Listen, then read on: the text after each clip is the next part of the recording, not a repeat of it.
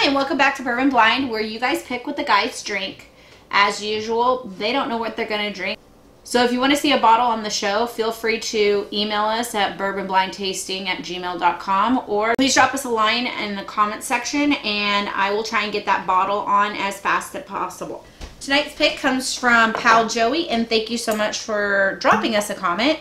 So with further ado, here is our bottle. Now, as usual, I can't say what the bottle is because the guys are over there, and we don't want them to hear what they have in their glasses.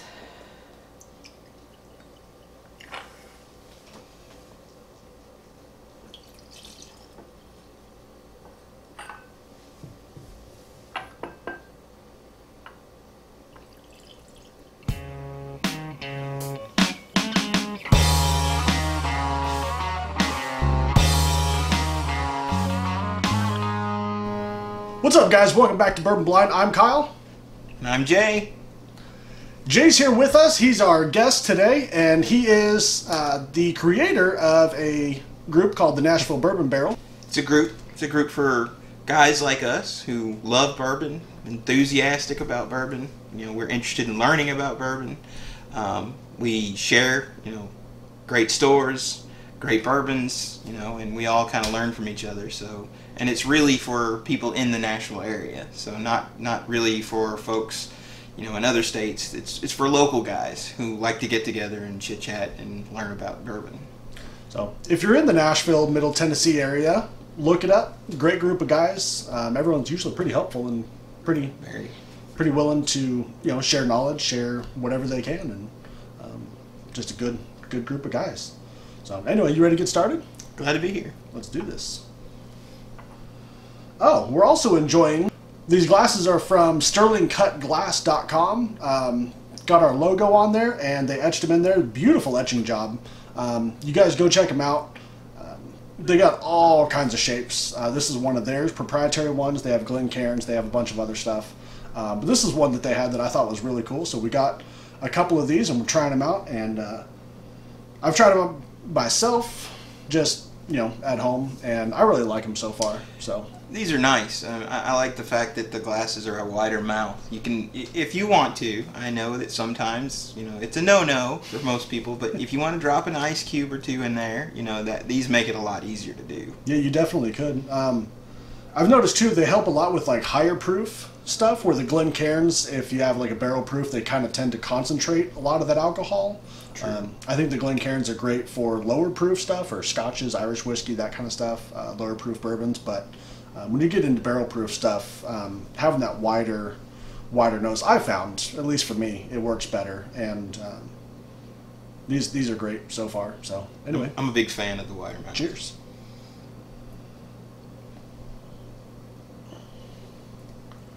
So, great color on that. Legs are running pretty quick, but fairly thick. Kind of still forming in the front. Very smooth. It's definitely got some proof back there. On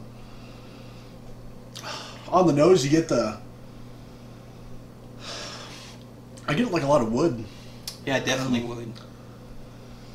But still some fruity there. Yeah. Again, right up my alley. Your standard like Jay likes the fruity cherry and vanilla for sure. Yeah, you get your standard vanilla caramel. I almost want to say like a. It's not a whole lot there. Like a butterscotch. It's. Oh. It definitely got a candy kind of smell. It does. I'm getting candy. It does. It's not super sweet, but I mean, you get those sweet like notes. Vanilla, the candy, the fruit, It's very nice. Very fragrant. It is. I could just kind of sit that for a while, or just nose it for a while.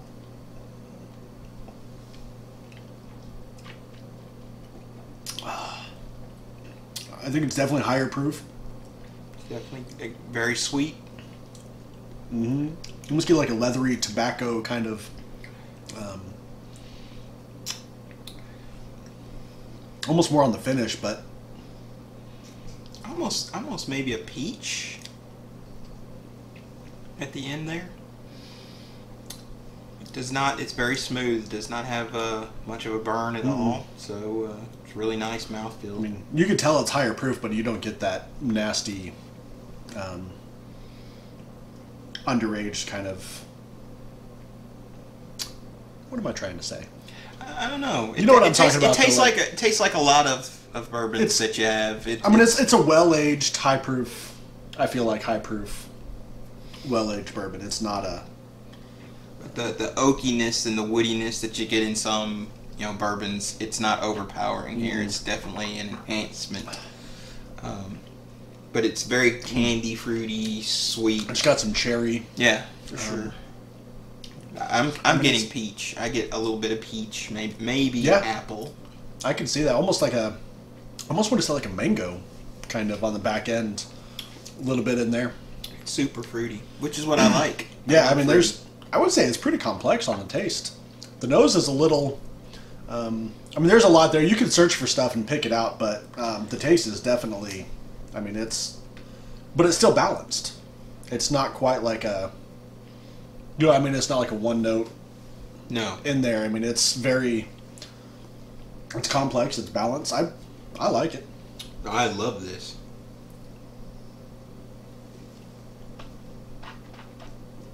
Oh, man. Yeah, I really like this. I'm gonna go see what some little bit of water does to it. I almost don't want to because it's really good. Yes. I'm an ice guy. I know. Shoot me. But this I probably wouldn't add ice to. Really? No, I don't think so. I think I would neat this. Have this neat. And there's nothing wrong with adding some ice to your whiskey. Not at all. Some people are like, oh no, blah blah blah. But if that's the way you like it, then I mean, go for it. You know what I mean? It's not a. In our group, there's a faction of folks that are never put ice in your bourbon, and then there's a faction of folks that kind of say what you say, which is if you like it, do it. Whatever makes you happy. I used to be in the camp of, oh no, you shouldn't do that and stuff. And I mean, if you want to put Pappy or George T. Stagg in your Coke, then I mean. It's not what I would do with it, but if that's what makes you happy, it's your money. I mean, you do with it what you want. You gotta try different things, right? I mean, right? I've been tempted to try it though. You should. I want. You've got a whole bottle that you paid who knows what for. Right. You've got to at least give it a shot. See what it's like.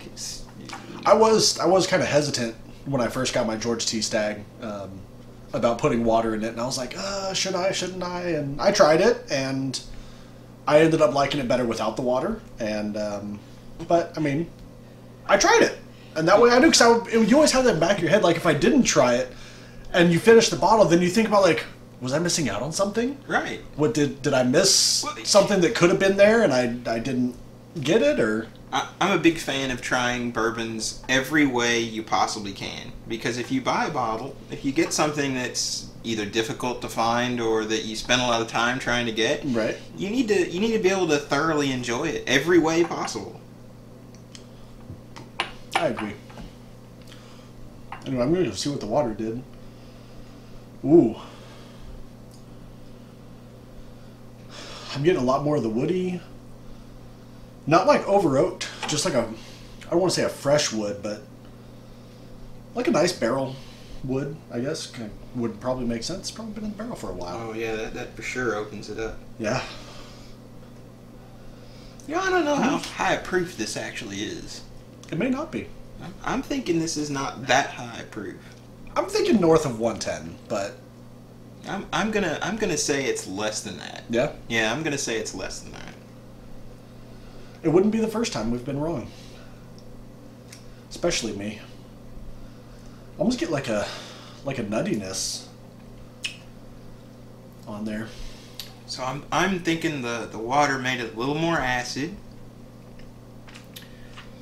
and it definitely brought out that wood flavor. That for sure muted down the fruitiness. So I would definitely agree with that. The woody characters are all over there now, where the fruit is a lot more subdued in the notes of. Yeah. So that goes back to what I was saying. I don't think I would put any water in or any ice. I think this would be just a neat sipper. If you like those woody characteristics, some people like their super aged bourbons and stuff. That's definitely for you then.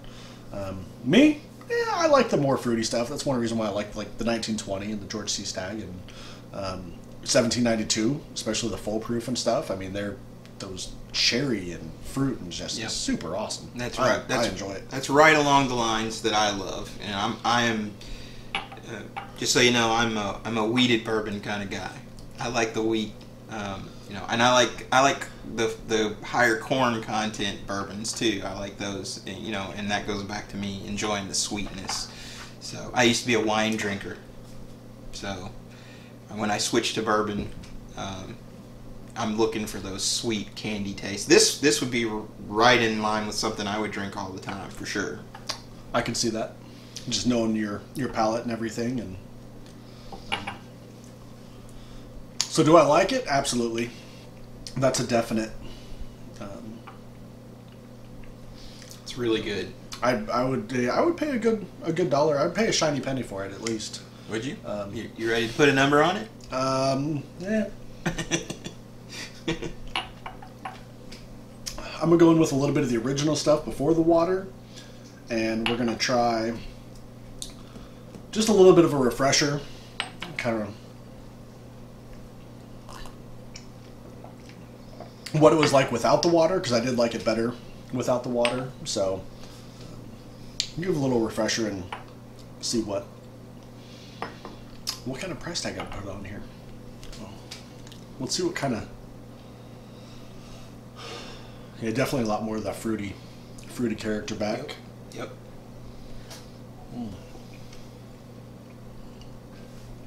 I really like it. I'm thinking. Do you have a number in your head? I do. You do? Yep. You want it? Yeah, I know what I'm going to say.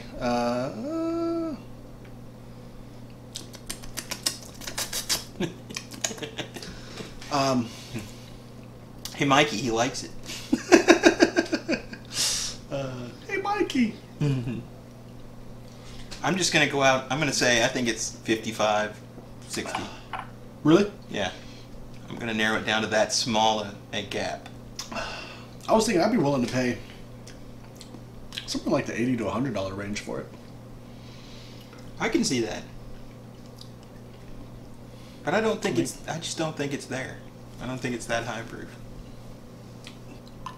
And it's kind of fruity, and my first reaction to the nose on it was, I've had this many times before. So that's the reason I come up with that valuation. I think, this is something that's somewhat generic. So probably not too terribly difficult to find. I don't know. I think I'm going a little more on the rare side with.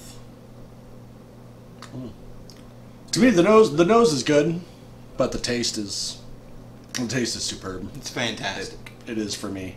I would pay $80 to $100 to drink it. So, anyway, should we see what it is? I think we should. I'm very curious. Dun dun dun. It's a short. Oh snap! No wonder I like it. Blanton straight from the barrel. That is a good bourbon. This is actually out of the UK. That's where the tax stamp used to be on the back. These are Blantons, but they are barrel proof. And this one is 128.5 proof. No kidding. Wow. Yeah. It definitely doesn't drink like it. No. It's, like I said, it's well aged. There's almost no acid, very little burn. It doesn't have any of the markers of the higher proof stuff that you would think. So, and I think these go for like $80-ish in the UK. Yeah. Which, like I said, I would be comfortable paying that for it. I would pay that to drink it again. So, I paid more than that. Yeah, 100 for 128.5 proof. This was barreled in 2016. If anyone's curious, we'll do a close up of the bottle for you guys. But yeah, I thoroughly enjoy it. It's wonderful. I don't know that I've run across any Blantons that I did not like. They've all been a little bit different for me, but they've all been very good. What's the ones I've had? What's the mash bill on these? That is, excuse me, a good question. I want to say it's their high rye mash bill for Buffalo Trace. Really? I think so. So I'm also notoriously, I don't care for rye. I'm notoriously against rye. Kyle's changing my mind a little bit on this, which I'm glad of. But we did find a rye that you liked today. Yeah. So should we say what that was? Yeah. So it was Angel's Envy rye, rum aged in rum cask rye. So it was very good. Much sweeter than most of your standard rye. Yeah, that's what I'm after. So, but I've had many bottles of Blantons, and that is probably one of the better ones I've ever had. Yeah. Have you had the straight from the barrel? I have not. No. Most of the Blantons I've had has been retail or store pick. Gotcha. So, I still have yet to have a store pick Blantons. But I've got. Do you say people's stores on here, or do you avoid that? So No, I if- have a Pourvu out of Indian Lake area. Pourvu Wine and Spirits. I have their store pick of Blantons, and I gotta say, I think this one's a little better even. Right. Yeah, it's sweeter, and I think it's smoother. Which is crazy because it's another 40 points higher on the percentage. Yeah. On the was that 65% normal Blantons is 45%. Yes. So another 20% Yeah. in alcohol, and yet smoother. I've been fooled. Like I said, I felt like it was on the higher proof side, but I didn't know about 130 proof almost. Yeah, and it doesn't. The 130s that I've had have a really strong burn to them. Most of the higher proof ones that I've had have had a really strong burn. That has almost none. So The Elijah Craig is usually really good, but yet it still has a little bit of that burn to it for their barrel proof versions. So one of the things that I love about your show are the little stories that you come up with. So what do you know about Blantons? Tell me a story about Blantons. Colonel Blanton was... I knew you would have one. I knew it. That's all I got. I'm pretty sure he was a colonel. He was with... Did he buy... Man, now you're putting me on the spot. I'm going to get this messed up, man. I believe he bought the distillery from... Was it E.H. Taylor? Really? I want to say he bought the distillery from E.H. Taylor back in the 1800s, and... man. So there's not a story about these horses on the stoppers? Some guys collect these horses on the stoppers, because they sort of... There's 8 of them. And they sort of adjust the sculpture from year to year. So I know there's different forms that they use for the different bottles. Actually, not even year to year. When they're on the bottling line, they take, like I said, there's 8 of them, and if you look, you'll be able to see it on the close-up that I'll do later. I'll make sure that's facing the front. But right here is the little letter. This is B, the letter B. And if you spell out Blantons with them, each one correlates to a letter. B-L-A-N-T-O. There's an N and an N2 version. There's 2 different N's. But if you line them up straight, they're supposed to look like the horse race and the horse running. Oh, okay. Yeah, so apparently when they're on the bottling line, they take all of the different 8 of them, throw them in a big box together, and as the bottles are coming down the line, they're all still hand bottled. They just grab a stopper out and put it on. So according to Buffalo Trace, no one letter is any more rare than any other letter. So it's a marketing ploy? It could be. But it also gives people something to collect. That's true. You know, I've seen so many guys that have, you know, the tops of a bourbon barrel cut out, and then they have little spaces for each of the different kinds of stoppers, and they go to great lengths to track down the different horse form sculptures that they have. Oh, yeah, people trade them online and all kinds of stuff. That's a really cool thing about the Blantons bottles. And not only is it an unusually shaped bottle, but it also has this cool horse that people collect as well. And it's pretty solid. It's like some sort of pewter. It's definitely metal, yeah. So anyway, I'm going to put this back on here. So when that's why it's $80. Yeah, because of the stopper. That's a metal stopper. Oh man. So anyway, if you guys can find it, I have heard of some stores importing them from the UK or from Europe and selling them at retail, or whatever they charge, but in a retail store. Yeah, retail. Well, know how that goes these days. But some stores are able to sell them in the United States. Again, I don't know if that's like a state-by-state thing or what laws they have going for that. But if you look really hard, you can find them here in the States. The other option is to import it from the UK. So this is not what they would consider gold, is it? No, the gold is a 100 proof Blantons. Okay. So this is even higher than that. Wow. Yes. Can you share with us the origin of this bottle? This is a bottle that I got from someone I traded some other bottles for. Okay. Yeah, we basically exchanged bottles, and I had some that he wanted. I wanted this one, and no, it had the actual importation sticker on it, and I'm pretty sure he bought it at retail or from a retail store. Cool.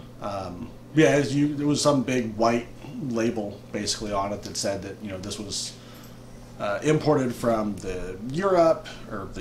imported from Europe, and yeah, just all a bunch of other law stuff. That's awesome. Pregnant women don't drink it type stuff. I knew you'd have a story, so. It's kind of hard because, like, we do everything on the fly, you know what I mean? None of this is pre-scripted, none of this is anything. Jay can attest to that. This is the first time I on got the show. behind the scenes tonight, so I'm very honored. And we just go in, and after we reveal the bottle, I mean, we just kind of go off the top of our head on what, you know, any kind of history or bottle or anything like that. So it's, you know, sometimes it's not easy. I probably screwed up the Colonel Blanton buying it from E.H. Taylor, I think. And you guys I know you'll let me know if I was wrong. I'm going to go Google it after this, and I'll refresh myself. But I know that E.H. Taylor, Blanton, a bunch of those guys did own the distillery at some point, and they all worked there, and so that's where these names come from. Elijah Craig was a real person. Yeah. Evan Williams was a real person. Yep. I mean, all these bourbons and stuff, they all have some sort of backstory to them. You know, and it's kind of cool to see the different stories and the history behind it. And that's why I watch this show, because I like the stories. I like to hear those little pieces and backstories and things. So I feel like I learn a lot.